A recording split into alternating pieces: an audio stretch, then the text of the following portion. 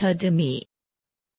네, 그래서 매튜 루츠키노의 작업에 대해서 이야기를 할 텐데 네. 사실은 전에 했던 얘기를 좀 참고해서 많이 들어갈 것 같긴 해요. 네. 근데 이제 첫 번째로 이제 말하고 싶은 게 몸체와 유동성이라는 좀 얘기를 하고 싶거든요. 그래서 아까 저희가 말한 몸체와 유동성 얘기했잖아요. 네. 그래서 매튜 루츠키노의 작업에도 이런 고정된 것, 그러니까 고정된 항이라고 말할 수 있겠죠. 그러니까 기존에 아까 말했던 이제 이론가들은 그것에 대해서 뭐 역사다, 뭐 가부장제다, 뭐 부계사회다, 사회적 규범이다 여러 가지 했는데 매튜 루츠키노에는 이런 항들을 더 좀 넓혀서 시각적인 방식으로 많이 생각하는 것 같아요. 예를 들면 뭐 건축이 될 수도 있고, 뭐 전시라는 측면이 될 수도 있고, 뭐 작품이라는 측면이 될 수도 있고, 여러 가지 매체를 활용하는데 그런 고정적인 것을 유동적인 것, 한마디로 되게 가변적이고 되게 변하는 그런 경계를 허무는 것과 언제 섞어내면서 새로운 좀 작업을 많이 만들어낸 것 같아요. 그래서 실제로 어떤 식의 말을 많이 하냐면 매튜 루츠키노가 그는 약간 공상하다, 그러니까 fantasized, 판타지화시키는 거죠. 판타지적으로 생각하는 거죠. 공상하는 거. 라는 단어를 많이 사용하는데 이런 것들이 아마 그의 작업을 계속해서 좀 새로운 형식으로 만들어내는 스토리텔링화하는 거죠. 그렇죠. 기본적인 욕망인 것 같아요. 그래서 이런 고정된 것에 대한 판타지화라고 좀 볼 수 있겠다라고 간단히 말할 수 있을 것 같은데 주된 좀 첫 번째 약간 카테고리로 말하자면 시간. 아까 저희가 시간 얘기는 좀 오지게라고 얘기하시면 오지게 많이 했다. 주구장창했는데 네, 오지게 했죠. 이 정도는.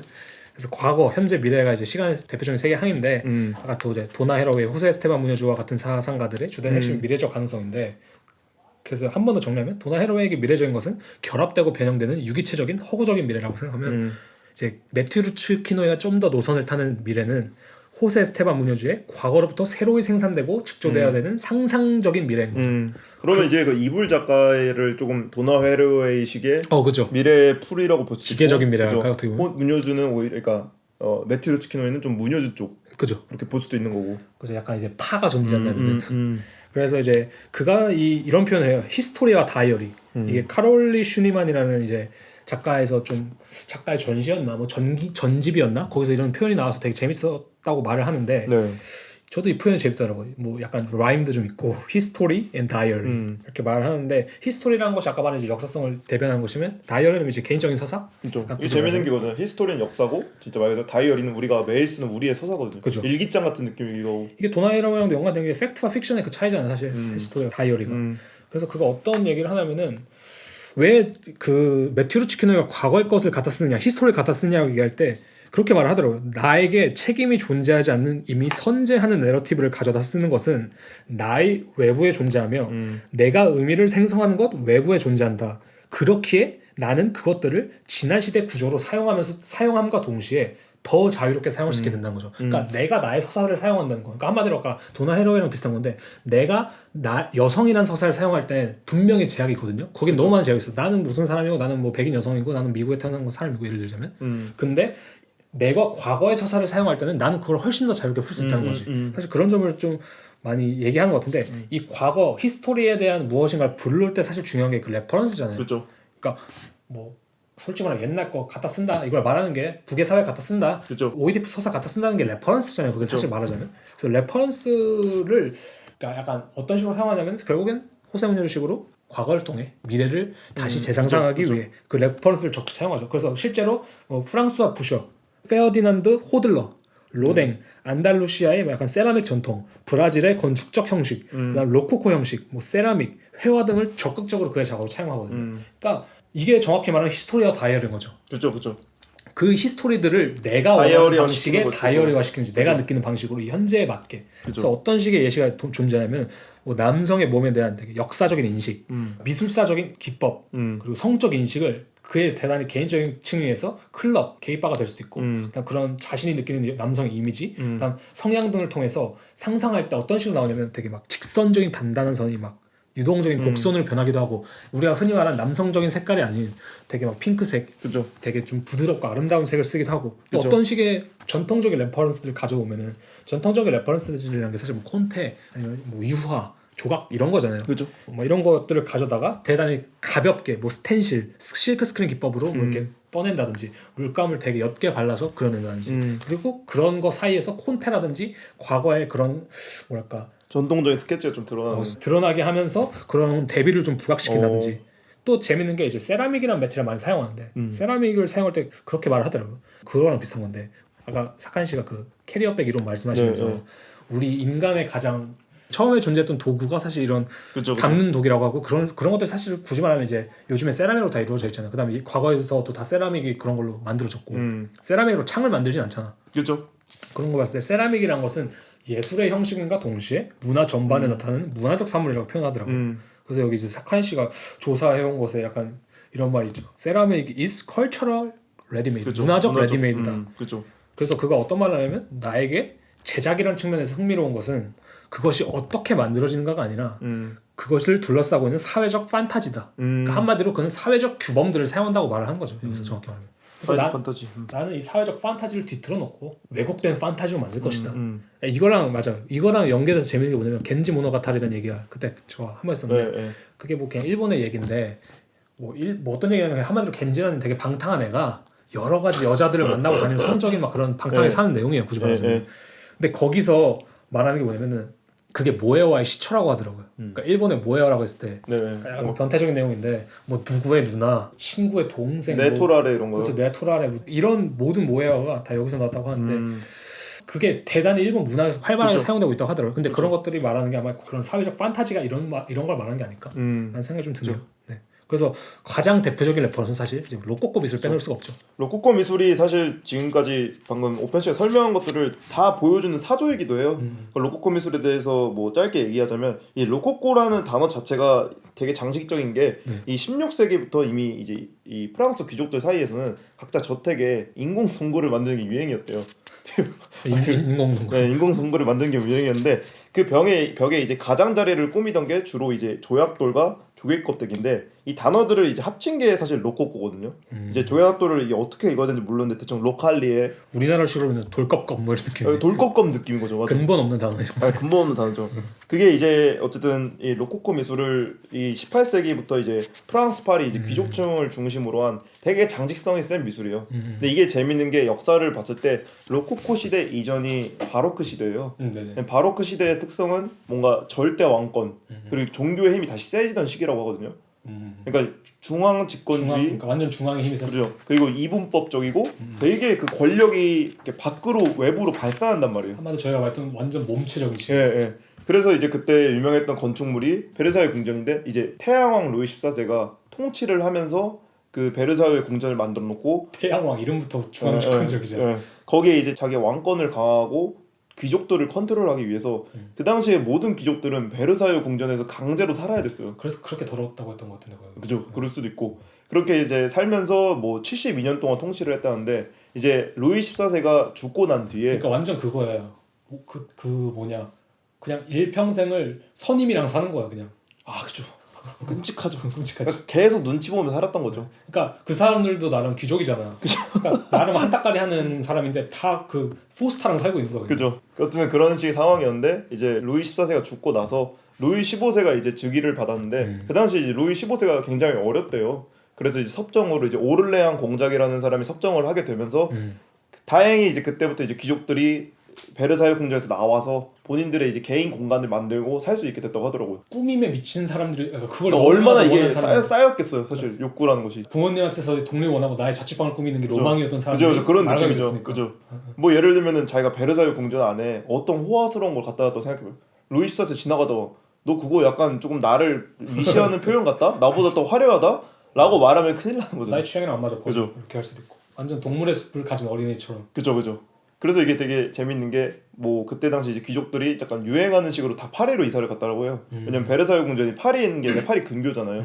아무튼 이제 거기서 이제 개인 공간을 만들고 특히 이제 귀족들의 이제 귀부인들 사이에서 이제 유행하던 식으로 각자 개인 공간을 엄청나게 화려하게 꾸미고 되게 뭔가 지금까지의 바로크 그 전 시대의 특징이 뭐 절대주의를 바탕하고 뭐 되게 남성적이고 웅장하고 뭔가 힘을 셌다면 권력을 보여줘야 돼. 일직선 느낌이고 직선과 잠깐이지만 베르사유 궁전을 위에서 봤을 때 이런 식이거든요. 되게 일직선으로 그런 식이라면 이제 로코코 미술은 저희가 아는 대로 이미지가 이제 밝은 색감 그리고 되게 다양한 장식 그리고 조약돌이나 뭐 나뭇잎이나 그리고 조개 껍데기에서 차용한 곡선의 모양을 썼다고 하더라고요. 일부러 되게 비대칭적으로 하고 여기서 잠깐 또 재밌는 이야기가 그 스위스였나 프랑스 유명한 초콜릿 아세요? 조개 껍데기? 네네. 그게 여기서 온 거예요.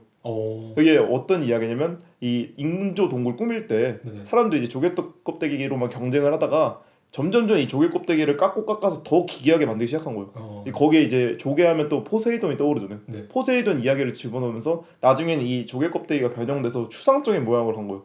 그리고 여기서 이제 초콜릿 모양이 또 탄생했다고 하더라고요. 그런 부분이 이제 최초의 초콜릿 형태가 약간 이런 식으로 보는 걸로 하더라고요. 되게 아무튼 재밌죠. 그러니까 확실히 중요한 건 이 중앙 집권적이던 것이 탈중심화되고 그죠. 완전히 경계가 흐려지고 그것을 한마디로 몸체적인 것에 대해 대립하는 것은 엄청 다양성과 그죠. 그 유동성, 가변성이 되게 등장했던 시기다. 그리고 이제 어떤 바로크 시대의 그 그림 화풍을 보면은 되게 색감 자체가 근엄하잖아요. 그죠. 되게 어둡기도 하고 그리고 거기에 나오는 되게 신화적인 표현들을 로코코 시대에도 분명히 다시 그리긴 했어요. 네. 뭐 예를 들면 프랑스와 부셰가 그리스 로마 시대를 다시 그린 게 있는데 이런 부분들이 포인트가 과거에는 뭔가 이 절대적인 권력을 상징하는 거였으면 여기서의 이제 로코코 시대의 주요 이야기의 포인트는 쾌락이거든요. 제우스가 바람 피는 거. 그런 걸 수도 있고 그리고 거기에 나오는 이제 모델들의 그 관능미, 은밀한 그 느낌이 있거든요.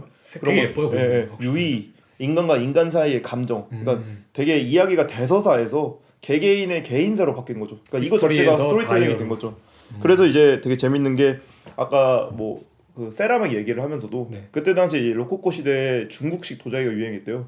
근데 이제 중국에서는 아무리 중국식 도자기라고 아름답게 만들어도 도자기로 썼을 거예요. 그죠. 근데 이제 로코코 저희 시대를 나라에서도 그랬을 거고. 로코코 시대를 검색했을 때 되게 재밌는 게 귀족들이 자기의 그 데코레이션을 자랑하려고 벽에다가 도자기를 진짜 그러니까 무식하게 몇백 개씩 걸어놔요. 그러니까 이쁜 도자기들. 네. 거기서 이제 도자기 자체에 대한 오브젝트의 개념도 허물어져 버린 거죠. 그러니까 재밌는 게 진짜 그 실제로 매튜 치키노이가 도자기, 그러니까 그 세라믹을 사용하는 맛이 되게 흡사하고 맞아요. 기능적인 게 아니잖아. 그죠. 그러니까 진짜 미적인 요소를 좀 있고 데코레이티브한 요소로. 그죠. 키노이가 이제 벽에다가 이제 도자기를 걸잖아요. 그리고 도자기 안에 있는 그 그림들을 보면은 되게 그 로코코에서 영감을 받은 게 많더라고요. 그런 되게 곡선이라든지 아니면 그 아름다움 아니면 이렇게 육체적인 유의가 될 수도 있고. 근데 그냥 진짜 확실한 거는 어떻게 이렇게 자신한테 맞는 옷을 찾았지 싶을 정도로 그 퀴어링 아니면 자신이 말하고자 하는 것 그런 것들이 다 섞여 있는 것을 너무 잘 선택한 것 같아 진짜. 그러니까 이 로코코라는 시대를 진짜 잘 차용했어요. 로코코 시대를 이런 식으로 해석이 될 수도 있고. 그러니까 이게 약간 이걸 들으면 어떤 생각이 들 정도냐면은 로코코 시대를 지 입맛에 맞게 변형해서 얘기하는 건가 싶을 정도로 잘 만든 거죠. 자기가 하고자 하는 얘기랑. 그래서 이제 뭐 로코코 시대와 관련해서 이제 또 레퍼런스들을 계속 얘기하겠지만 그만큼 이제 로코코 시대가 이제 반영하는 게 지금 메테오리치 키노의 작업 방식이나 그 작업을 보여주는 이미지 자체를 약간 책임지는 든든한 사실은 가장 중요한 레퍼런스. 맞아, 가장 중요한 레퍼런스인 것 같아요. 맞아요. 그 바로크랑 딱 비교를 했을 때 보여지는 것들이나 실제로 난 그림을 보시면 뭐 좀 그렇다라고 느낄 정도로 사실은. 네, 맞아. 약간 로코코스러운 게 있죠. 로코코스러운 게 있죠. 실제로 그 자신도 되게 로코코스럽잖아. 그렇죠. 네.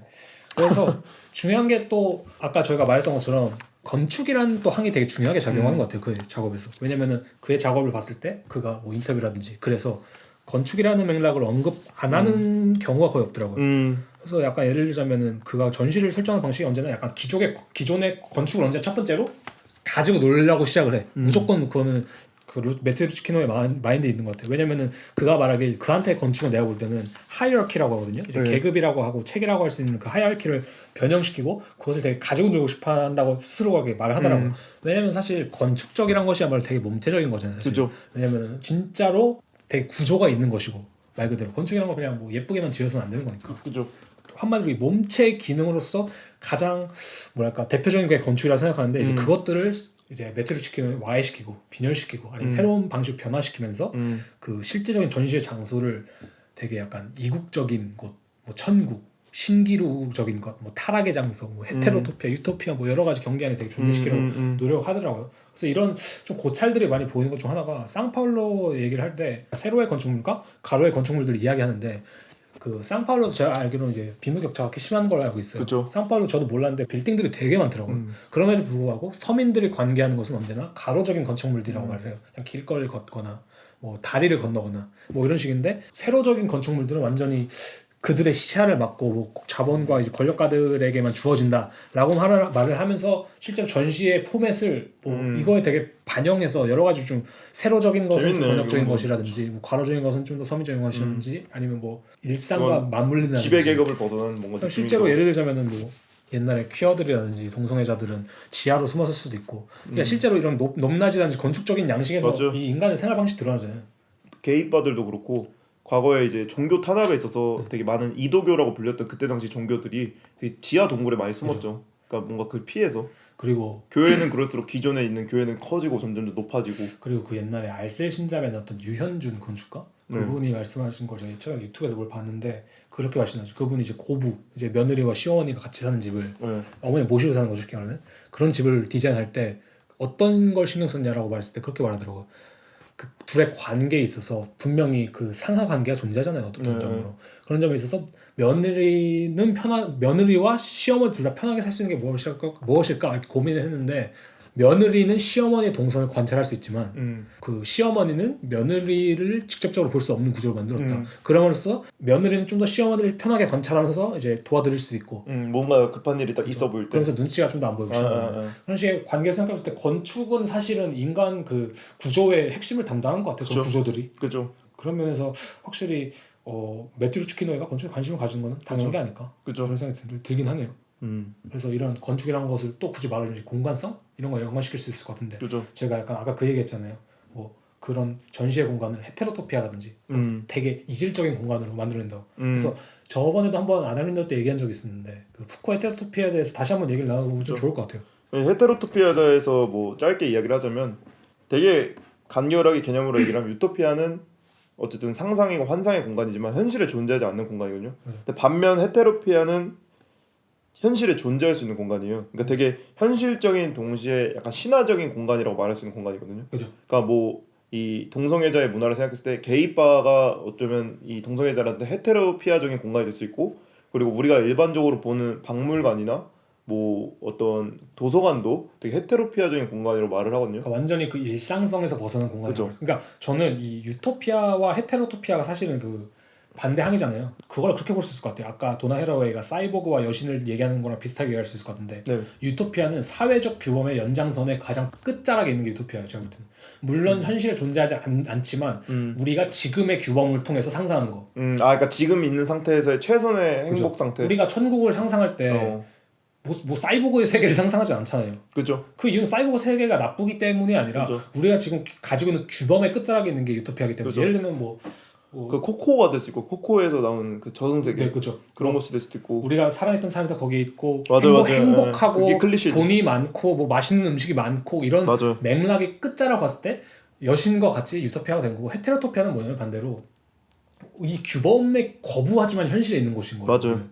사회적 규범에서 완전히 벗어나 있지만 새로운 가능성의 공간에서 존재하는 것이 헤테로토피아죠 사실은. 여기다가 이런 식으로 나오거든요. 헤테로토피아는 결국 한 사회가 일상적인 것 혹은 정상적인 것으로 규정한 한계의 바깥에 위치한다고 말을 하거든요. 완전히 이제 새로운 공간, 이질적인 공간. 그래서 이질적인 걸 하고 복수적인 걸 하고 복수 그리고 다수화의 기능을 수행한다고 하는데 이런 부분들이 되게 제가 재밌게 생각하는 게 이제 매튜 루치키노이의 작업이 뭐 저희가 다양한 매체를 쓴다고 했잖아요. 그러면서 아까 미디어 얘기를 하면서 저는 사실 매튜 루치키노이의 작업에서 되게 중요한 부분이 퍼포먼스라고 생각을 하거든요. 그리고 이 부분에 대한 모티브라고 말할 수 있게 되게 재밌게 생각한 게 여기 이제 헤테로피아의 책에 이런 식으로 써있더라고요. 춤추는 사람의 몸도 자기 안에 봉인된 유토피아들을 피어나게 하는 몸이다. 결국 춤추는 사람의 몸이란 바로 몸의 내부인 동시에 외부인 공간만큼 확장된 몸이 아닌가. 이 부분에서 제가 딱 질문한 게 그거거든요. 만약에 어떠한 장소에서 그 매튜 루치키노이가 예를 들면 그 사람이 퍼포먼스를 하는 순간 그 사람은 자기의 퍼포먼스를 하면서 자기의 유토피아를 발산을 하게 되고 그러면 그게 속해 있는 공간은 그 작업이 이루어지는 공간은 헤테로피아적인 공간이 되지 않을까? 그러니까 현실에 존재하면서도 뭔가 이렇게 특수한 상태가 돼버리잖아요. 그래서 뭐 아까 말한 대로 매튜 루치키노이의 작업을 봤을 때 그 공간 내에서 벌어지는 일들이 뭔가 회화라고 하거나 뭐 세라믹이라고 하더라도 저는 그것들이 약간의 퍼포먼스적인 공간이라고 생각을 하거든요. 사실 저도 그건 동의하는 게 매튜 루치키노이가 뭐 주기적으로 퍼포먼스를 하긴 하는데 그럼에도 불구하고 그의 작업의 전반이 지시하는 거는 퍼포먼스적인 공간을 만드는 맞아요. 퍼포먼스적인 게 되게 좋은 표현인 것 같아요. 근데 퍼포먼스적인 공간이라는 게 그럼 무엇이냐라고 말을 할 때 저는 대단히 유동적인 공간이라고 말할 수 있을 것 같아요. 그러니까 실제로 움직이고 변화하는 공간. 그러니까 왜냐면은 그가 작업을 어떻게 설치하고 어떻게 뭐 이렇게 구성해냈는가를 생각해 보면은 그것이 고정된 그 몸체적 공간이라는 생각이 들지 않거든요. 맞아요. 예를 들자면, 맞아요. 그러니까 실제로 관람객 스스로들도 되게 다양한 관람법을 요구받기도 하고, 뭐 예를 들면 어떤 커튼을 뭐 좀 젖히고 나가야 되고 누워서 맞아요. 위를 바라보게 하고 이런 식의 실제적인 움직임도 등장하지만 그 그림체들도 그렇고 맞아요. 그림이 가지고 있는 그 리듬감, 유동성도 그렇고 그것들이 설치되어 있고 공간과 어우러지는 방식이 내가 이 작품을 하나하나 보고 있다는 느낌보다 특정한 어떤 공간 자체에 들어온 느낌인 거죠. 영어로 되게 좋은 표현이 그 엠보디먼트라고 하잖아요. 엠보디먼트 되는 거죠. 그 자기의 뭐 체화시키는 느낌? 근데 몸체는 아니야. 그죠? 맞아. 그러니까 매튜 류츠의 키노의 특성 때문에 몸체화되진 않는데 그 공간이 그러니까 딱딱한 전시장의 그 건물 전체 사이에 그 방 하나를 되게 흐느흐느하게 만들어버린 느낌? 그래서 확실히 저는 퍼포먼스보다는 퍼포먼스적인 공간이 그의 사상에 좀 더 맞는 것 같은 이유가 뭐냐면 퍼포먼스는 어쨌든 간에 도나 헤로웨가 말한 아까 그런 비슷한 거예요. 결국에는 몸체적으로 자신의 몸체에서 나오는 거기 때문에 맞아요.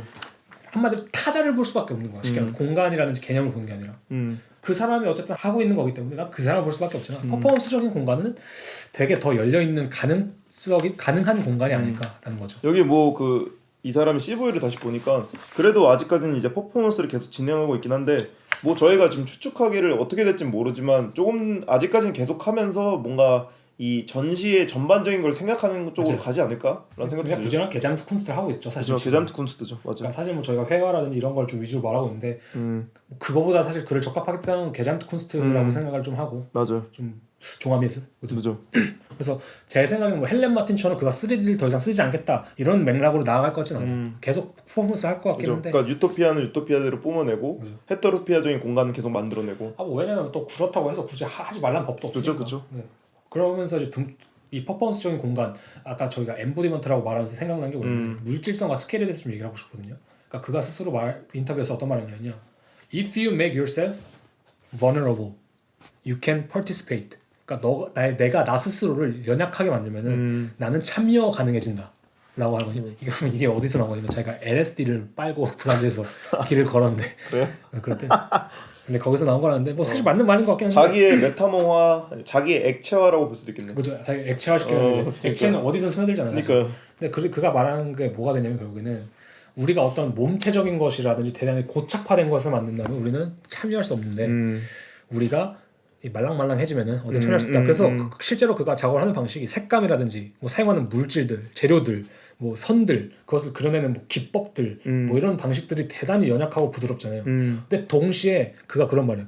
이게 스케일이 커지면 커질수록 더 참여하기가 쉬워진다고 말하더라고요. 자기는. 그러니까 실제로 뭐 요만한 페인팅을 보는 것보다도 되게 거대한 페인팅을 보는 게 좀 더 와닿잖아 사실. 그쵸. 인간적으로, 그쵸. 감각적으로. 그래서 이 대비가 되게 재밌는 게 엄청난 거대한 스케일과 공존하는 그 연약함. 그러면은 우리는 완전히 참여 가능해진다. 그게 이제 그의 이론인 건데 거대한 수영장 같은 느낌이지 않을까? 그런 느낌인 그런 느낌이죠. 자기의 몸보다 큰 걸 봤을 때 느끼는 압도감. 이렇게 뛰어들고 싶은. 그러니까 뭐 그런 걸 수도 있고 아니면 거기에 이렇게 먹혀 들어가는 느낌일 수도 있고. 그죠. 약간 저희가 뭐 누군가의 품에 안기고 싶은 이 실제로 뭐 사이즈적으로 거대하지 않죠. 그 느낌적인 거대, 그렇죠. 포옹된 따뜻함을 원하잖아요. 그런 것처럼 이 뭐랄까 그 거대한 스케일과 이 부드러운 연약함이 만들어내는 그 조화가 있어요. 그 작업에 분명히. 그 매튜가 되게 재밌는 표현이 그 2021년 지금 하고 있는 전시에 이제 그 울리시 그 이 사람 한스 울리시 오리스트. 네, 그 사람이랑 이제 얘기를 하면서 딱 그러거든요. 바닥을 이제 핑크색 얘기를 하면서 되게 맞아요. 귀엽게 표현을 하는 게 이 핑크색이 어쨌든 이 로코코 색감에서 왔잖아요. 네. 근데 로코코 색감이 화장품에 많이 쓰인다고 하더라고요. 코스메틱. 네. 근데 이 코스메틱의 색감을 거기 큰 공간에 스케일로 크게 이렇게 바닥에 깔았다는 거는 이게 되게 약간 신체적이지 않나요? 내가 살가살 맞다는 느낌 날 수도 있고. 네. 그래서 딱 그렇게 표현하더라고요. 카펫이잖아요. 네. 사람들이 그걸 밟는 게 아니라 네네. 사람들이 그걸 만지고 있는 거다라고 표현을 하더라고. 그래서 어떤 식으로 이게 등장하냐면은 꽃, 뭐 되게 연약한 사물들은 거대한 스케일을 통해서 그 연약함이 더 부각되고 이게 뭐 남성의 몸 아니면 뭐 어떤 저희 구글맵 같은 거 보면 지도는 버드아이 뷰잖아요. 네. 위에서 쏘는 뷰인데 그래서 그런 도면들은 되게 딱딱한데 그쵸. 그 도면들을 되게 뭐랄까 이 연약하게 풀어내면서 그 안에 또 텍스처들을 자기가 스스로 만드는 걸 되게 좋아하더라고요. 이것은 무엇을 상상한 텍스처 이렇게 말을 하는데 그런 텍스처들을 부드럽게 표현함으로써 우리가 기존에 가지고 있던 그 몸체적인 것들을 되게 흐물흐물하게 만들어버리는 그래서 참여 가능한 형식으로 되게 만드는 방식으로 약간 작업을 하는 것 같더라고요. 이런 거에 이제 이어서 말하자면 이제 확실히 회화에 대한 얘기를 좀 할 때가 된 것 같은데 작품과 데코레이션. 그렇죠. 실제로 그가 이제 작품에 대해서 얘기할 때 그 데코레이션, 뭐 데코라티브 이런 말 되게 많이 써요. 사실 그게 로코코에서 온 거랑 아까 말씀하신 것처럼 로코코에서 온 거긴 하겠는데 프랑스와 부셔 얘기를 하면서도 그 그 얘기를 좀 해주시면 좋을 것 같아요. 그 프랑스와 부시에서. 그죠. 이 부시에를 얘기를 하면서 특히 언급을 했던 게 그거거든요. 프리 콜렉션에 있는 네. 그 뉴욕의 프리 콜렉션에 있는 부시에 룸이라는 곳이 있는데 네. 그게 이제 단순히 일반적인 전시 화이트 큐브에 부시의 작업을 건 게 아니에요. 그죠. 그것뿐만이 아니라 이제 로코코 시대에 있던 모든 인테리어라든지 그 방 자체가 그냥 로코코예요. 들어가는 순간 그 방 자체가 로코코라서 그게 어떤 특정 작업을 보고 이렇게 하는 것이 아니라 그 방에 안기는 느낌이 들거든요. 방에 가면 그냥 느끼는 거지. 그걸. 로코코한테 먹히는 거죠 어떻게 보면. 근데 이게 되게 재밌는 게 거길 그런 식의 전체적인 공간이 그러니까 바닥부터 시작해서 벽면이나 천장이 다 그런 식으로 로코코가 되는 순간 그림이 그냥 단순히 그림의 역할로서 있는 게 아니라 그냥 로코코에 속해 있는 거예요. 그러니까 어쩌면 이거를 데코레이션하라고 볼 수도 있는 거죠. 그러니까 모든 전체가 데코레이션이면 그림 전체도 이미 그냥 같이 데코레이션에 속해 있는 거일 수도 있고 아니면 반대로 이 그림이나 이 로코코의 벽이나 천장을 다 작업하라고 볼 수도 있는 거고. 그러니까 그것도 어떻게 보면 저희가 지금까지 얘기한 경계에 애매하게 있는 상태인 거죠. 그죠. 그건 이제 받아들이는 관람객의 마음이고. 재밌는 게 어떤 얘기를 하냐면은 매튜 치키노이가 가마라는 얘기를 하거든요. 네. 근데 가마 얘기를 하면서 뭐 정확히 어떻게 표현할지 기억이 안 나는데 그 불감할 때 네, 가마요? 불감할 때 가마인데 그 안에서 무엇인가 구워질 때 이 재들이 계속 날리는 걸 표현하더라고요. 그 공간에 대해서.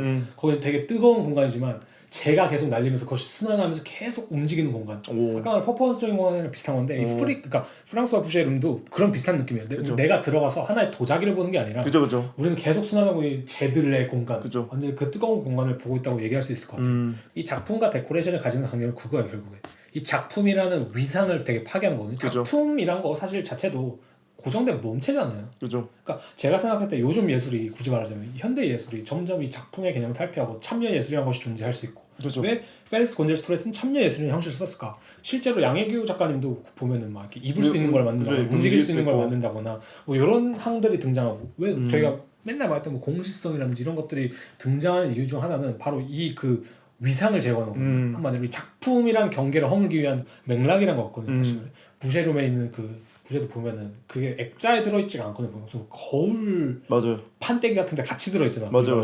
이런 거 좀 아시는 분들 다 아실 텐데, 그죠? 그 어떤 걸 말하는지 그냥 이게 가구인지 가구에 박혀 있는 예쁜 예쁜 그림인지 아니면 이게 작품인지 모를 수준으로 가잖아요. 그죠. 이게 그냥 벽화인지 뭐 아니면은 뭐 작품인지. 그죠. 다 이렇게 섞여 있는 느낌이죠. 그죠. 뭔가 구분을 없애는. 바닥 하나 타일도 무슨 다 그죠.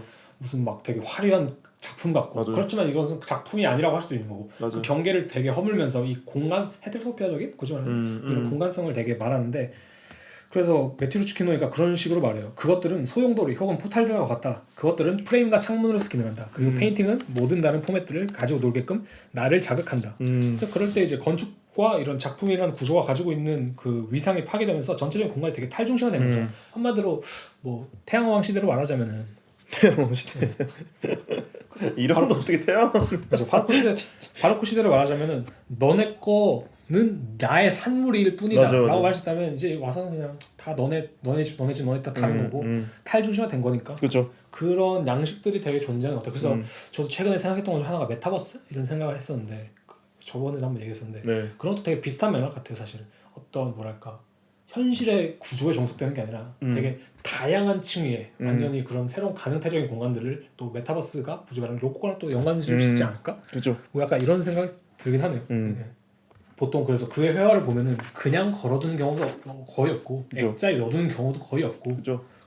벽지처럼 쓰는 것도 많고 맞아요. 되게 엄청 크게 벽에 걸 때도 있지만 뭔가 그 하늘에서 이렇게 천장에서 뚝 떨어지게 걸기도 하고 맞아요. 그리고 그냥 아예 천장에 붙여서 걸기도 하고 이렇게 해서 이제 그 밑에 그 도자기 세라믹으로 심지어 이렇게 베개처럼 만들기도 하잖아요. 맞아요. 다다미 위에 이번에 한 전시잖아요. 그렇죠. 그런 식으로 이제 관람객 그 누워서 이렇게 보기도 하고 뭐 여러 관계를 계속 서술하려고 하는 것 같아요. 조금 더 근데 되게 직접적인 것 같아요. 직접적인 네. 야나 오일러 저희 얘기했을 때 네. 그 이거 뭐죠?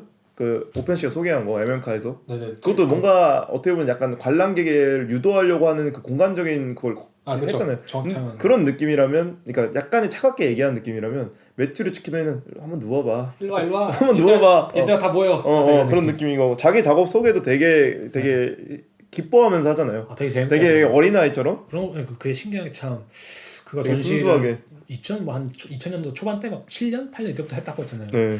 그럼 지금까지 나이를 들고서도 엄청나게 수많은 전시를 하는데 하고 나서도 자신 전시를 얘기할 때 그렇게 재밌게 얘기할 수 분위기 되게 기뻐 보였잖아요. 너무 기분도 좋아지고 사실은 사람 자체 기분 좋잖아. 맞아요. 참 좋은 작가 같아요. 그래서 참 재밌게 하고 있구나 작업을.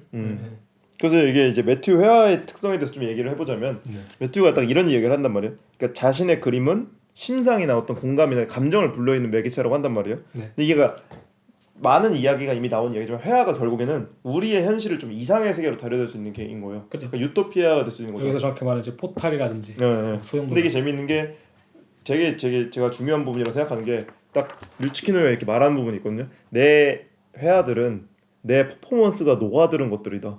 내 퍼포먼스가 녹아들이고 추락해서 이렇게 쭉 표현된 것이 회화다. 그런 사실은 아까 제가 이렇게 드립 커피다. 네, 드립 커피다. 제가 얘기했던 게 그거잖아요. 퍼포먼스가 뭔가 유토피아적인 거라면 이미 그 회화들은 그의 유토피아인 거예요. 그죠. 그 공간의 이면에 넘어져 있는. 그러니까 한마디로 자신이 직조해내는 그 공간인 거죠. 그죠.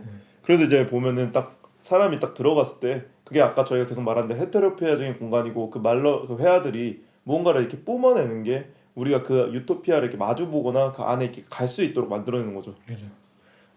확실히 그에게 있어서 공간성이란 것은 되게 중요한 것 같아요. 그죠. 왜냐면 첫 번째로는 이제 그런 몸체성을 탈피하기 위한 그 유동성을 위해서 공간성을 선택하는 것도 있고, 그죠. 그다음에 새로운 가능성의 형태를 되게 공간적인 방식으로 제시를 많이 하는 것 같아요. 그죠. 그래서 딱 류츠키노이가 딱 이렇게 말을 하거든요. We are not placeless. 그래서 우리는 이제 공간에 어쨌든 의존하거나 어떤 공간에 들어갈 수밖에 없는 존재인데. 그렇죠.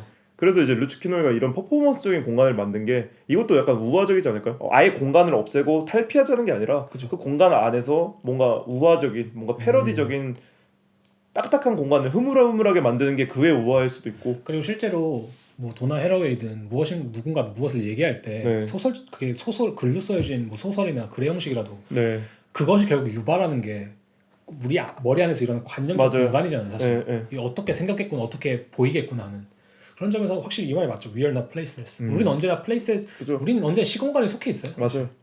그거를 무시하고 무언가를 주장할 수 없다고 생각해요. 저도. 맞아요. 그래서 제가 이제 마지막으로 또 하고 싶었던 얘기는 그러니까 레퍼런스를 되게 많이 채용한다고 했잖아요. 근데 이거는 이제 약간 전반적인 얘기랑 또 많이 교차가 될 텐데 그가 사용했던 레퍼런스를 몇 개 설명하면 이제 로버트 덩컨, 뭐 폴 볼레즈, 겐지 모노가타리 아까 말했던 뭐 프랑스 부셔, 로댕, 뭐 페르디난드 호들러 같이 아까 막 말했던 작가들 있잖아요. 뭐 예술가들도 있고.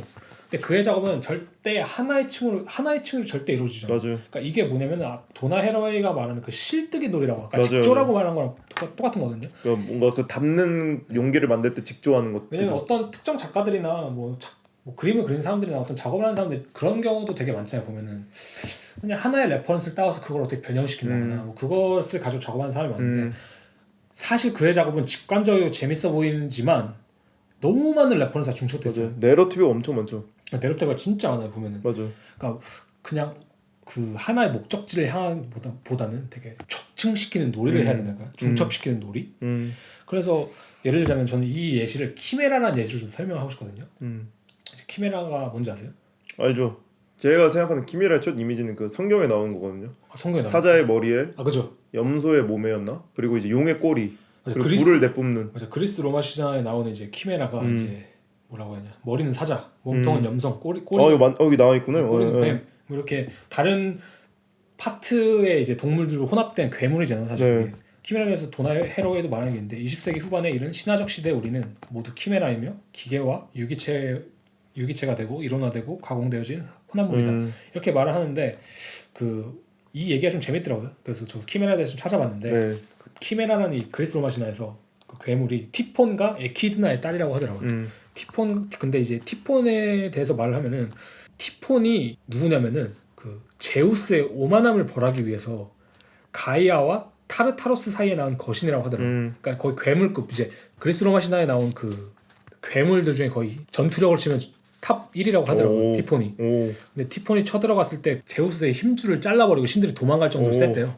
뭐 어떻게 좀 제압을 한 것 같긴 한데 그 티폰과 에키드나의 사이에서 나온 딸입니다. 딸. 암컷이에요. 키메라가 있는데 이제 이게 재미있는 핀트가 전 첫 번째로 제우스라는 기존 권력이라든지 몸체에 대항하는 그 괴물들이라는 것이 재밌더라고요. 첫 번째로. 그래서 이 키메라라는 단어가 되게 폭력적인 되게 의미가 있긴 해요. 사실은 괴물들이란 게 폭력적이잖아요. 그죠. 그다음 그리스어 자체도 암염소를 뜻하는 뜻도 있는데 그 인도 쪽에서는 겨울 그리고 겨울이나 아니면 약간 겨울 폭풍 정도를 상징하는 되게 파괴적인 자연력을 뜻한대요. 그래서 영어는 와일드 판타지 뜻하는 게 이제 키메라의 약간 어원이라고 말하는데 또 이제 키메라는 이제 생물학에서는 하나의 생물체 안에 서로 다른 유전 형질을 가지는 동종의 조직이 함께 존재하는 형상을 뜻한다고 말을 하더라고요. 그래서 이게 정말 그 매튜 루치키노의 작화가 잘 맞아 떨어진다고 느끼는 게 그는 그 역사적인 거라든지 그 고착화된 그 레퍼런스들을 다 엄청난 층위를 다 끌고 와서 그것을 자기만의 방식으로 직조시킨다고 생각이 들더라고요. 그래서 예를 들자면 그의 작업이나 전시로 예를 들어드리는 게 좀 편할 것 같은데 그의 작업 중에 그 볼레즈라는 작업이 있어요. 이제 그게 폴과 제인 볼레즈의 그 서사를 다룬 전시인데 서사를 잠시 얘기해드리자면 탕헤루 이민을 간 폴 제인 볼레스를 다룬 전시에서 그는 양성애자들이자 유목민적인 작가인 폴과 제인을 그려낸다. 둘은 플라토닉적인 연인 관계였으며 제인은 모로코에 있는 동안 셰리파라는 여성과 복잡한 관계를 가지기도 했고 둘에게 모두 끌렸던 리비 홀만과도 밀접한 관계를 가지기도 했다. 또한 제인과 폴은 멕시코로 가서 제인의 연인이 된 헬 베티아 퍼킨스를 만나기도 했다. 완전히 그냥 되게 복잡한 오픈 릴레이션십이죠. 완전히 그러니까 뭐 태폐적인 걸 수도 있고 완전 오픈적이라면 오픈적일 수도 있고 자유로운 거잖아. 자유로운 영어들인데 그래서 그는 폴 볼레스를 되게 불순하면서도 아름다운 느낌의 화풍을 가지는 문제적인 화가 발티스, 그 발티스스러운 화풍으로 되게 외설적인 포즈를 취하고 있는 그런 모습을 이제 폴을 그려냈고, 그러니까 매튜가 그렇게 그려냈던 거죠? 매튜 루치키노의 글을 실제로 비극적인 삶을 살았던 제인은 고문을 받는 엘프로 그려낸다. 그리고 전시의 전반적인 분위기는 모로코스러운 이국성을 가진다. 이게 어떤 전시였나요? 볼레스인가? 볼레즈. 걔네를 다룬 거 있다면. 그래서 그 마누엘 카멜 거기 프랑스 갤러리에서 한 건데. 그다음 동시에 이 전시는 테오도르 제리코의 신화적 형상들이 날아다니는 말, 들라크로즈의 거대한 고양이들을 사용하기도 한다. 그러니까 이 전시 하나에서 사용된 레퍼런스만 해도 폴과 제인, 보헤미안적 이미지, 양성애자, 개인사, 발티스, 엘프, 모로코, 제리코, 들라크루즈 신화성들이 다 중첩되는 거예요. 그러니까 이것들을 다 중첩해서 자기만의 방식으로 스토리텔링을 직조해내는 게 매튜 루치키노의 키메라를 만드는 방식인 거죠. 근데 전 재밌다고 생각하는 게 이 괴물이라고 불리는 중첩 상태 가능태들이 약간 매튜 루치키노에게서는 되게 서정적이고 긍정적인 가능성의 상태를 지시하는 되게 긍정적인 괴물들을 표현된다고 생각해. 언제나 작업들이. 왜냐면 작업을 봤을 때 저희가 아까 말했지만 글을 봤을 때도 그렇고 작업을 봤을 때도 우리는 그 불편함을 느끼지가 않잖아요. 그러니까 기존 권력에 대항한다는 점에서 분명히 뭐랄까 불편함이 있다고 생각하거든요. 그러니까 실제로 호세 그 에스테반 무녀지도 무슨 말하냐면 유토피아라는 관념이 이 시대에서 되게 배드 오브젝트로 표현된다고 말해요. 그러니까 한마디로 되게 안 좋은 오브젝트.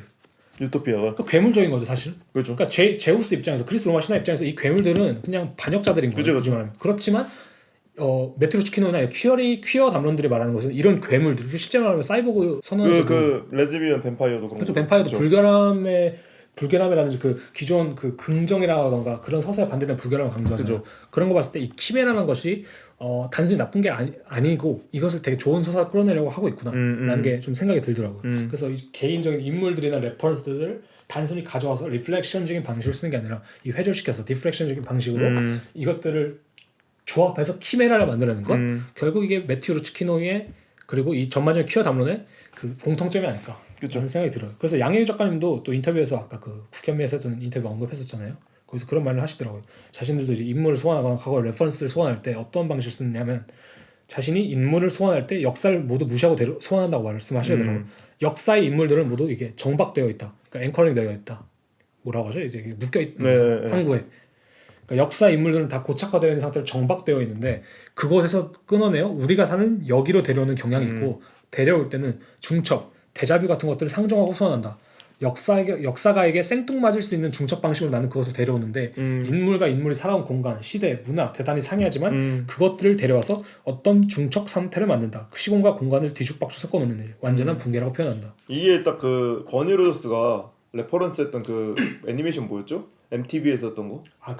거기 보면은 되게 간디나 뭔가 이런 캐릭터들이 뭐 예를 들면 성녀, 잔다르크도 되게 이상하게 그 질병을 심어놓잖아요.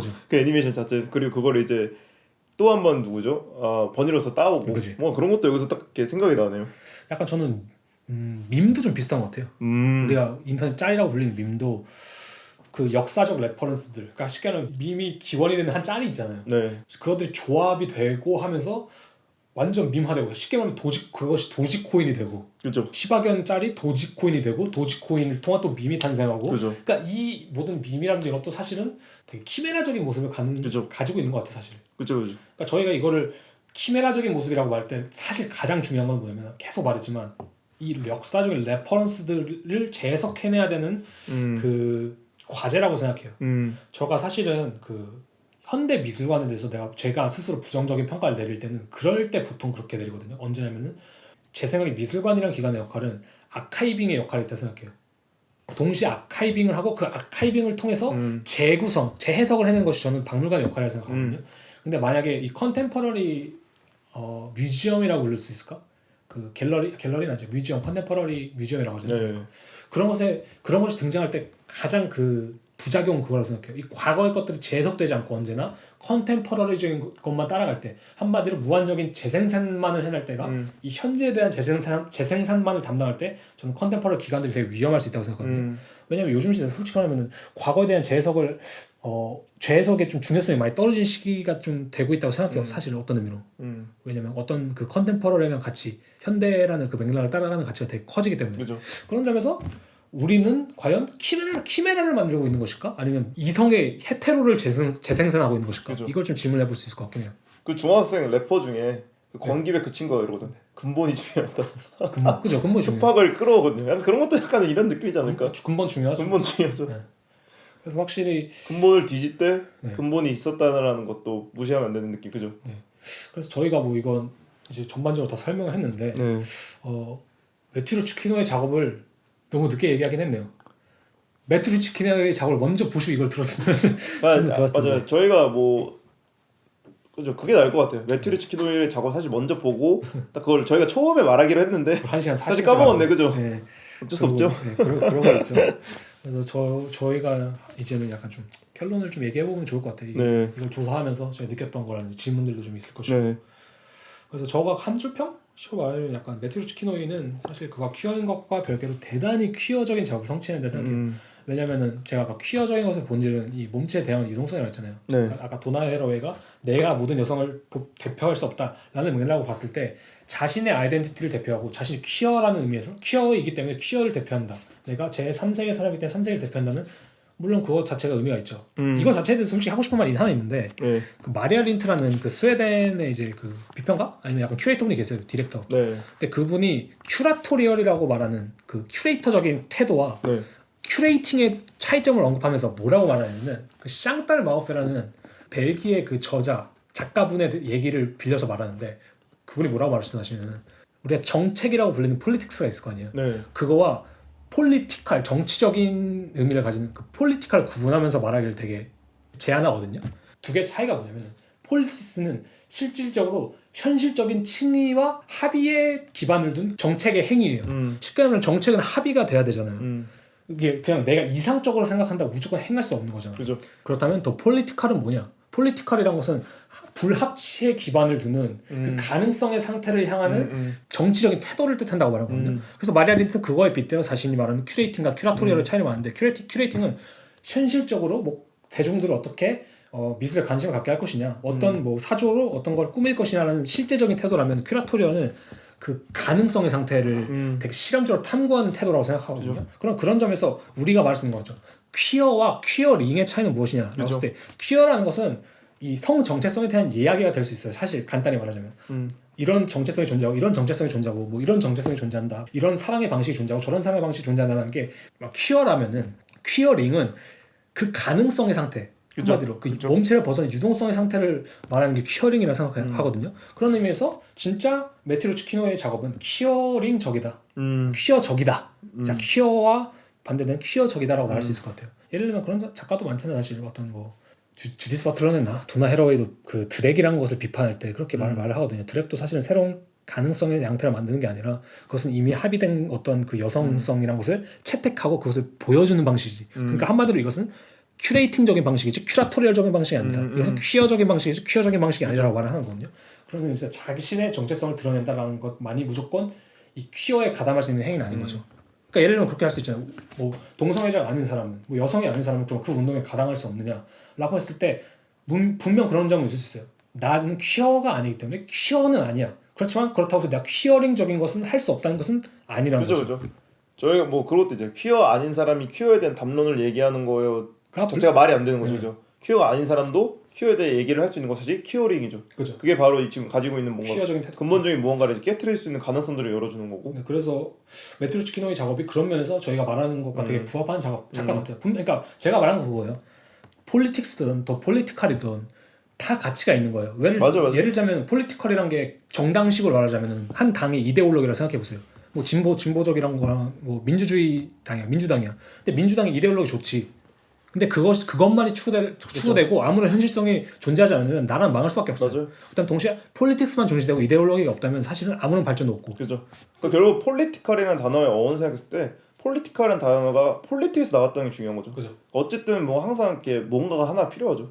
그걸 이제 깨트릴 수 있으려면 뭔가 깨트릴 수 있을 대상이 필요한데 그게 없으면은 이제 또 그래서 현대 사회에서 사실 저희 나라도 그렇지만 요즘에 이제 남녀 갈등이 좀 막 일어나잖아요. 요즘에 어디든지. 네. 그런 거 봤을 때 저가 개인적으로 드는 생각은 그런 차이의 혼용에서 오는 것 같아요. 정치적인 입장도 똑같고 이 퀴어와 퀴어적인 것, 뭐 정치와 정치적인 것, 이 분간이 저는 좀 필요하다 생각해요.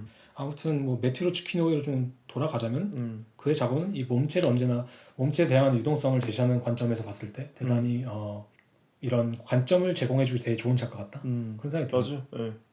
그리고 이게 저희가 뭐 어쨌든 이렇게 말로 설명하긴 했지만 매튜르 치키노이가 어쨌든 이러한 이론들이나 자신의 레퍼런스들을 잘 중첩했다고 생각하는 게 아까 저희가 뭐 그 펠릭스 곤잘레스 때 얘기했던 것처럼 그 사람이 어쨌든 그 이야기를 했지만 그 이야기를 관람객한테 직관적으로 전달할 수 있었던 방법은 자신의 스토리텔링이었거든요. 그렇죠. 근데 이제 매튜르 치키노이가 만약에 이런 것들을 되게 이론적으로 만약에 그냥 나열하듯이 표현했으면 작업이 좀 아름답진 않았을 것 같아요. 그죠. 근데 이거를 자신의 스타일화해서 자신의 캐릭터화를 만들고 자신의 스토리텔링을 그냥 불어넣었던 게 되게 잘한 것 같아요. 왜냐면 매튜르츠 키노이라는 사람과 매튜르츠 키노이가 만드는 작업이 너무 잘 어울려요. 맞아요. 이게 정말 포인트인 것 같아요. 맞아요. 펠스고의 스토리스도 그렇고 다 잘 어울려요. 그게 되게 양쪽의 작가도 잘 어울리고. 작가가 솔직하다는 게 이런 거인 것 같아요. 내가 맞아요. 하는 방식이 내가 사랑하는 스타일대로 그냥 표현해내는 것. 맞아요. 그리고 그것이 꼭 뭐 어떤 형식적인 방식, 고차원적인 방식이 아니라 되게 단순한 작가들도 있잖아요. 그런 그죠. 작가들은 또 그런 식으로 풀어내면 또 그죠. 잘 어울리는 것도 있고. 그죠. 되게 이게 각 개인이 가진 약간 맞아요. 장단점들이 될 수 있는 거죠. 맞아요. 그리고 또 드는 생각이 이런 퀴어링에 관련된 뭐 퀴어 담론에 관련된 생각을 했을 때 그런 생각이 들더라고. 그렇다면 사실 현대 예술가들이 하는 모든 대부분의 노선들은 퀴어적인 노선을 지지하고 있을 수 있겠다. 그죠. 다들 그냥 더 쉽게 말하면 새로운 거 하고 싶어하고. 그러니까 그 사실 그렇잖아요. 새로운 거 하고 싶고 새로운 가능성들 탐구하고 싶고 요즘에는 뭐 하면 뉴노멀 뭐 새로운 미래 새로운 모식 이게 코로나 시대 국내에 접어들면서 더 세졌잖아요. 그죠. 또 기술도 많이 발전하고 그런 점에 있어서 이제 퀴어란 게 정말 성 전체성이 국한되는 개념이 아니라 좀 더 널리 퍼지고 더 많이 발전돼야 되는 담론이 될 수도 이어야 될 수 있겠다. 그래서 또 하나 드는 생각은 만약에 이런 다원성이라든지 유동성이라든지 가변성이 어디에 정착하지 않아야 된다. 계속 움직여야 된다라는 담론이 사회의 메인스트림으로 떠오를 때 그것은 몸체화 될 것인가 아닌가라는 질문도 되게 궁금하더라고요. 사실은. 뭐 예를 들면 우리가 지금 하는 행위가 그러니까 우유를 계속 젓잖아요. 그렇죠. 우유를 너무 계속 저어야 돼 하는데 우유를 저으면 치즈가 되잖아 언젠가. 그렇죠. 그렇다면 그것도 언젠가 몸체화가 될 것인가? 그죠. 라는 질문도 되게 좀 생각해볼 수 있는 질문이라고 생각하거든요. 그리고 만약에 다양성이란 것, 이런 유동성이란 것이 고착화된다면 맞아요. 사실 그건 이론적인 거 아닌가? 이 재밌는 게 생각이 지금 들어요. 좋은 비유를 드셨는데 이거를 그러니까 지금까지 극복해온 역사의 방법이 그거였던 것 같아요. 맞아. 우유를 우연히 젓다가 치즈 생겼잖아요. 사실 두다가 썩었을 때 그 치즈를 버렸으면은 그 퀴어링하지 않는 건데 그 치즈 가지고 모짜렐라 치즈 만들고 그 치즈 가지고 곰팡이 치즈 가지고 또 다른 다양성들 만들어냈잖아요. 그게 약간 그런 거지 않을까 싶은 거기도 하고. 그래서 저 언제나 약간 이런 담론들을 볼 때 드는 생각이 이 유동성이라든지 이 다양성, 다원성의 끝에는 뭐가 존재할까? 라는 듯? 그게 좀 혼돈의 시대 같아요. 그렇죠. 그러니까 실제로 그런 게 있어요. 이런 담론들의 끝에 상정하는 것들이 뭐가 있냐면 사실은 역설적으로 완전히 분리된 개인을 가정한 담론들 많아요. 예를 들자면은 사이보그도 봤을 때 사이보그 담론이 같이 등장할 때 테크노 사이버라고 할까요? 이런 담론 끝에 등장하는 많은 예시 중 하나가 그거예요. 보통 사이보그화가 되면은 결국 우리는 사이버그다 그냥. 사이보그인데 결국 그렇기 때문에 우리는 타인을 필요하지 않게 된다. 그죠. 라고 했을 때 그러면은 완전히 다양한 개인들이지만 하나의 총체성을 절대 묶이지 않는 그런 식으로 존재하게 된다라고 말할 수 있을 때 그럴 때 우리 결국 그럴 때 우리가 원하는 건 뭘지 아세요? 뭐요? 우리 다시 하나의 몸체를 만들어야 되지 않을까? 펠리스 곤잘레스 토레스 식을 치자면은 사탕을 채워넣는 것처럼. 그냥 우리가 사탕 하나하나로 나눠주게 된 거지. 그렇다면 야 근데 우리 하나의 사탕 다시 뭉쳐보자 라는 움직임이 좀 등장할 수도 있을 것 같고 그죠. 확실한 건 근데 아직 이런 뭐 맥락이 나오면 좀 이런 식인 것 같고 아직까지 이게 계속 반복되는 것 같아요. 반복이죠. 역사를 길게 봤을 때 뭐 얼음이 고체가 됐다, 네, 액체가 네. 됐다, 고체가 됐다. 맞아 그런 액체가 느낌인 됐다, 이런 거고 거긴 한데. 이게 순환인 거 같기도 하고 뭐 기화되기도 하고 그죠? 증발하면 다시 또 비 내리고. 네, 그래서 저는 확실히 요즘에 이제 저도 젊은 뭐 작가라고 할 수 있는데 작가로서 생각하는 건 그런 거잖아요. 그래서 내가 미래에 기부할 수 있는 건 뭘까? 미래적인 건 뭘까? 현재 내가 기부할 수 있는 건 뭘까? 할 때 분명히 이런 사고방식은 되게 좋은 키가 될 수 있을 것 같아요. 맞아요. 키포인트가? 그래서 뭐 항상 저희가 지금 뭐 역사를 공부하기도 하지만 미술 역사를 공부하라는 소리가 미술하는 학생들한테 많이 들리잖아요. 교수들이 필수적인 것 얘기하고 그게 같아요. 그거인 것 같아요. 그러니까 그 레퍼런스를 알지 못하는 상태에서 만들어내는 거는 조금 뭔가 설득력의 개념이 아니라 알고 만드는 거랑 모르고 만드는 건 좀 다른 느낌이기도 하고. 맞아. 저도 사실은 그래서 저희 어제였나? 잠시 통화했을 때 그 얘기했잖아요. 이분 되게 쾌활하고 성격도 좋아 보이고 막 좀 그림 자체도 되게 팍팍팍팍팍 이렇게 그린 것 같아서 나름 쉽게 할 수 있겠다라고 생각했는데 너무 많은 지식을 가지고 있고 사실 이쪽으로 맞아요. 너무 많은 고찰들이 보이고 그죠. 허술하지 않는구나. 또 너마저도 허술하지 않는구나. 그럼 난 열심히 살아야 되네 또. 참 죄책감을 주는 이런 느낌이 세더라고요. 네. 그래서 뭐 이제 좀 슬슬 마무리를 지어볼까요? 네. 저희가 뭐 이제 어느 정도 결론도 다 얘기한 것 같고 뭐 이 퀴어링이랑 관련해서 또 뭘 얘기를 할 수 있을까 뭐 생각했을 때 저는 그냥 제가 딱 구절 하나를 준비해온 게 있거든요. 네. 이걸 하고 끝을 낼까요? 아니면 뭔가 또 오펜 씨 얘기하고 싶은 게 있어요? 오늘은 뭐 이걸 하고 끝을 내죠. 그렇죠. 저희가 맞아요. 다음 시간에 이제 각자 뭐 전시 하나에서 두 개를 준비를 해올 텐데 그때 이제 조금 더 매튜 루치키노이의 좀 더 작업적인 이야기를 디테일하게 들어가고 실제로 무슨 하면서 조금 작업의 레퍼런스를 가져왔고 그 레퍼런스를 어떻게 사용했고 뭐 그 자세한 내용을 좀 말하는 약간 시간이 될 것 같아요. 다음 시간에. 이번 시간에 약간 너네 매튜 루치키노에 대해서 무슨 말을 한 거야? 라고 생각이 드실 수 있겠지만 그렇다면 좀 다음 시간을 기대해 주시고 네. 그럼 제가 이게 어떤 구절을 읽어드리려고 했냐면 이제 아룬다티 로이라는 그 인도 작가의 신문에 이제 기고했던 짧은 에세이의 이제 구절이거든요. 여기 제목이 이제 판데믹은 포탈이 있던데 이걸 딱 읽으면은 뭔가 좋은 저희 어제 들었는데 괜찮았죠? 네, 그러면은 이거를 제가 읽기 전에 마지막으로 이번 편 관련해서 저희가 이제 관련 웹사이트라든지 그 링크들을 몇 개 걸어드리고 사진도 같이 이제 당연히 인스타에 올릴 텐데 그것들 참고하시면은 더 또 좋은 자료도 있으시고 더 자세히 알고 싶으시면 좀 그런 쪽으로 더 볼 수 있게 같이 올려드리겠습니다. 그리고 저희는 2주 뒤에 작업 전시 함께 찾아뵙도록 하고 우선 먼저 이렇게 하고 제가 이 구절을 읽고 끝내면은 약간 그 아름다운 교양 방송 느낌. 저 아름다운 교양 방송이에요. 저희 카테고리 저희 교양 방송이죠. 저희 카테고리 교양이에요. 네. 그래서 그렇게 돌아오겠습니다. 네. 역사적으로 팬데믹은 늘 인류를 과거로부터 깨웠고 그리고 그들의 세계를 새롭게 상상하게 만들었다. 즉 이것은 포탈이며 하나의 세계와 다음 세계 사이의 입구다. 우리는 그곳을 걸어 들어갈지 선택할 수 있고 우리의 편견과 증오, 우리의 탐욕, 데이터 뱅크, 그리고 죽은 아이디어, 죽은 강들, 그리고 우리 뒤에 있는 스모그 현상들의 시체들을 끌어낼 수 있을지 또한 그렇다. 혹은 우리는 약간의 짐만 챙겨 새로운 세계를 상상하며 가볍게 걸어갈 수 있다. 그리고 그것을 위해 투쟁을 준비할 수 있다.